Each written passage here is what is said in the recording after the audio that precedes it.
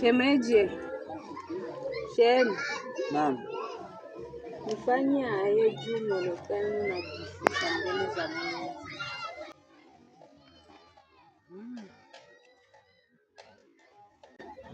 Kujishusha? Jambo kubwa sana hili mama.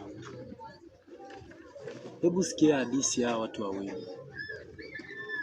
Ni kwamba kuna sehemu moja walikuwepo watu hao wawili. Mmoja akiwa ni askofu wa kanisa, mwingine akiwa ni mfanyakazi katika danguni. Siku moja wakaenda wote wawili kwenda kumwomba. Yule askofu kwa maneno ya kujisifu sana alisogea akijisemea,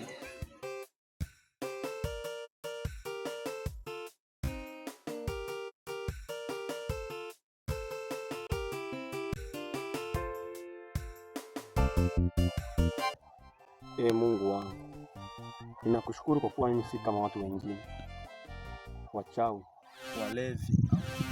Ninafunga mara 2 kwa wiki. Ninasaidia wajane na mayatima katika ziki zao. Ninatoa sadaka kila nipatapo chochote kwa nguvu zangu. Baba, unajua mimi nilivyo mtakatifu.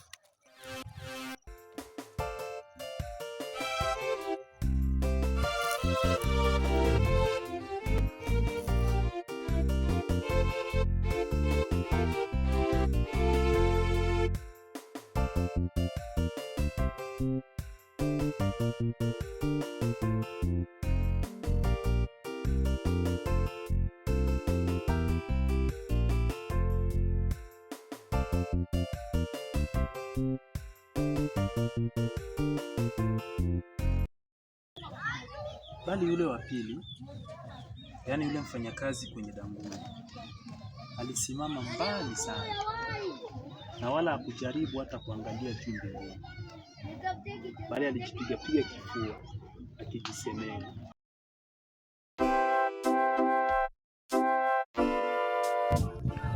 Mungu mwema, mtakatifu,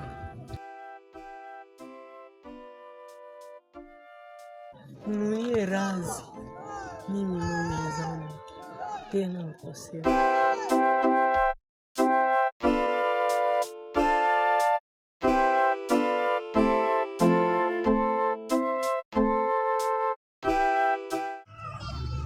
Hivi unadhani ni nani alisikiwa na Mungu siku hiyo?